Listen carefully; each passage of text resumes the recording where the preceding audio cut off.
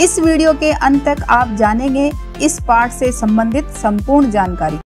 नमस्कार सभी को, हिंदी कला केंद्र में आपका स्वागत है। अगर आप इस चैनल पर नए हैं तो पहले इसको सब्सक्राइब करें व बेल आइकन को दबाना ना भूलें ताकि नए वीडियो का नोटिफिकेशन सबसे पहले आपको मिले। बच्चों, आज हम पढ़ने जा रहे हैं हमारी हिंदी की पुस्तक दुर्वा का पाठ 3, जिसका शीर्षक है चिट्ठियों में यूरोप। चिट्ठियाँ यानी पत्र, लेटर। तो पत्र के माध्यम से हम यूरोप के बारे में थोड़ी जानकारी लेंगे, वहाँ के लोग, उनका खान पान और उनके रीति रिवाज। ये यूरोप की कुछ कंट्री हैं, जैसे Germany, Italy, Spain, Poland, Romania, France, Netherland, Greece, Australia, Switzerland. इन्हीं में से एक कंट्री है जिसका नाम है युगोस्लाविया। तो वहाँ से लेखक ने भारत में रहने वाले अपने परिवार को एक पत्र लिखा है जिसमें युगोस्लाविया के बारे में जानकारी दी है। तो चलिए बच्चों, हम भी जान लेते हैं कि इस पत्र में और क्या क्या लिखा गया है। आगे बढ़ने से पहले आपकी जानकारी के लिए बता दूं कि इस तरह के पत्र अनौपचारिक पत्र में आते हैं, इसलिए अनौपचारिक पत्र कैसे और किसको लिखे जाते हैं ये जानने के लिए आप मेरा ये वीडियो देख सकते हो। जैसा कि आप सभी जानते हो, अनौपचारिक पत्र को लिखते समय सबसे पहले तारीख लिखेंगे, उसके बाद कौन से शहर से लिखा जा रहा है वो लिखेंगे। जैसे ये युगोस्लाविया से लिखा गया है, ये देखो, ये रहा, ये यूरोप की एक कंट्री है और युगोस्लाविया यूरोप का एक देश है और उसका एक शहर है नेवी साद, जहाँ से ये पत्र लिखा गया है। लेखक ने ये भारत में रहने वाले अपने बच्चों को लिखा है। प्रिय नीलू, शेरू, कक्कू, पुत्रक और तुम सबकी मम्मी, आज यहाँ पहुँचे 1 हफ्ता हो गया। हफ्ता यानी 1 सप्ताह मुझे हो गए, लगभग 7 दिन हो गए। मौसम अच्छा चल रहा है, यहाँ वसंत आ रहा है। वसंत एक ऋतु है जो कि आप सब जानते हो। वसंत से पहले कौन सी ऋतु आती है?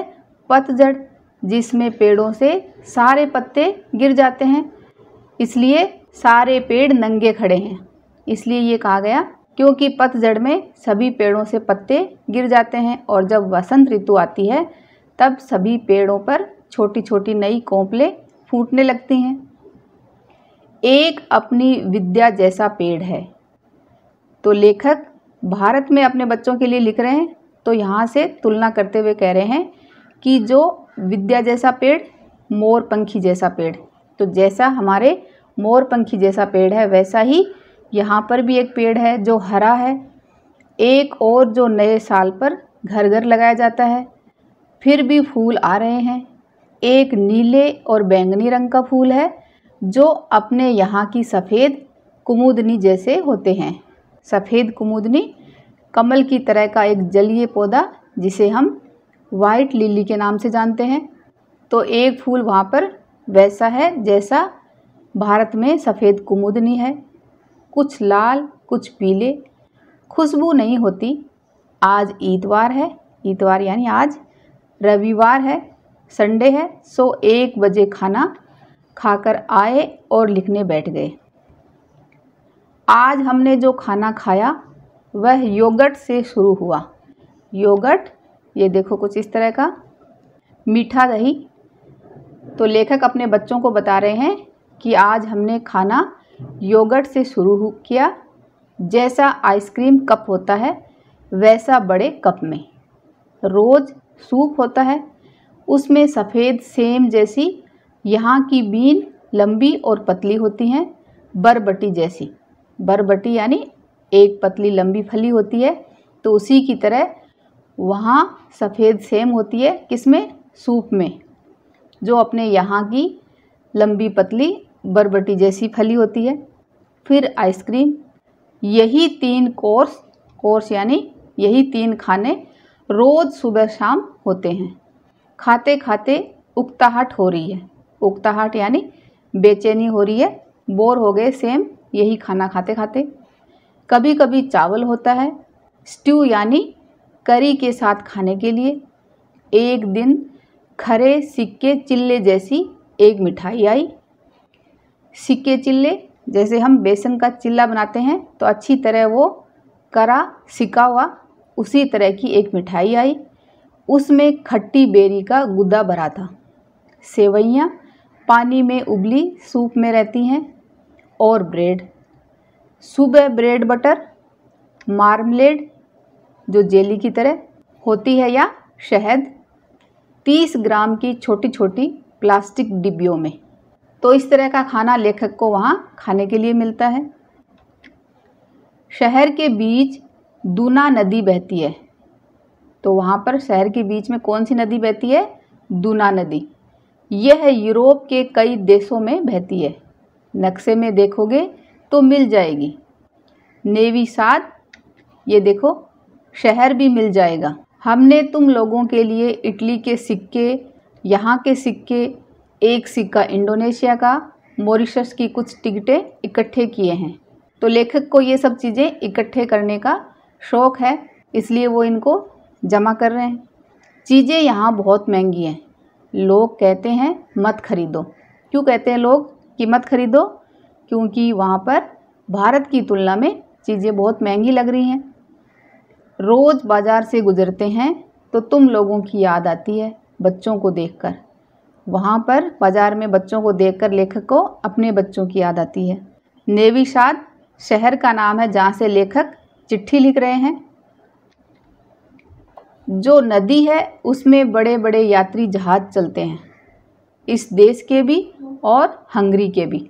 हंगरी भी एक देश है तो वहाँ के जहाज़ भी इस नदी में चलते हैं। इस देश के यानी युगोस्लाविया के जहाज़ भी और हंगरी के भी।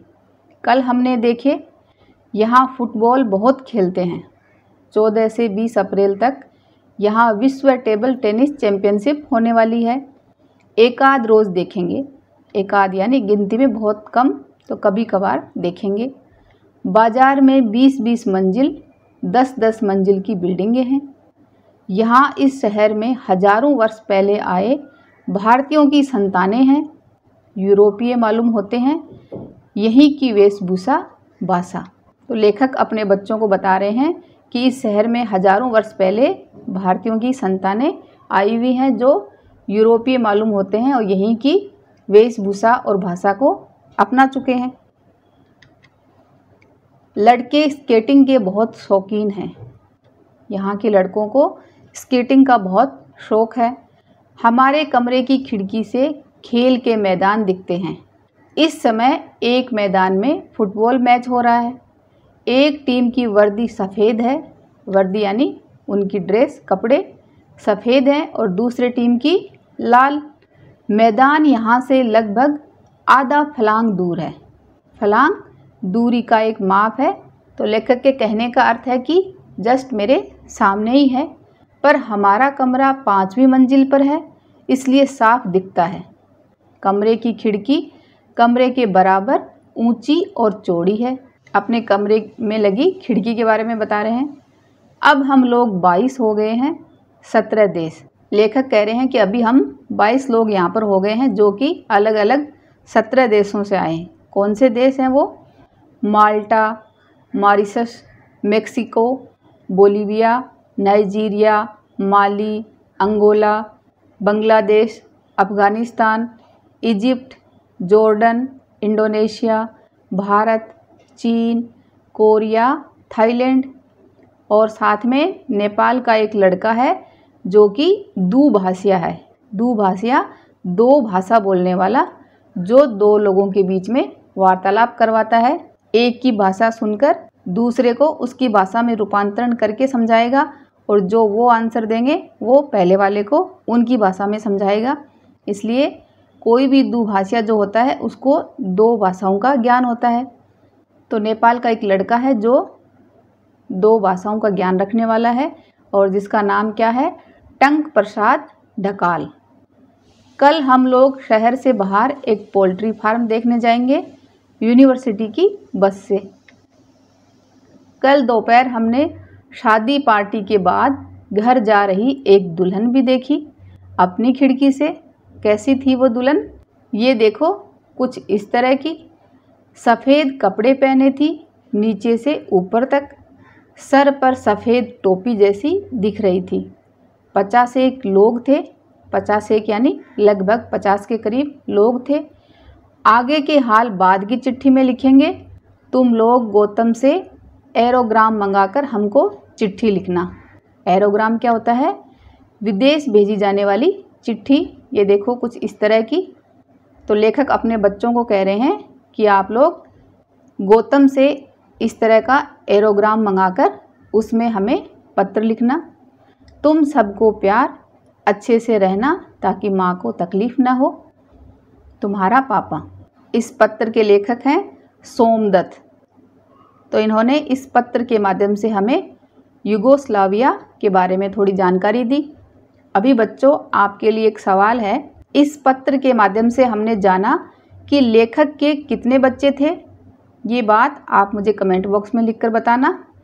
और साथ ही नेपाल के एक दुभाषीय लड़के की बात भी पत्र में की गई थी, तो उसका नाम क्या था वो भी मुझे बताना। अब इसके अभ्यास प्रश्नों को इसके भाग 2 में करेंगे। अगर हमारे वीडियो बन ही रहे हैं आपके फेवरेट, तो फिर क्यों ना करें इनको लाइक, सब्सक्राइब और रिकमेंड।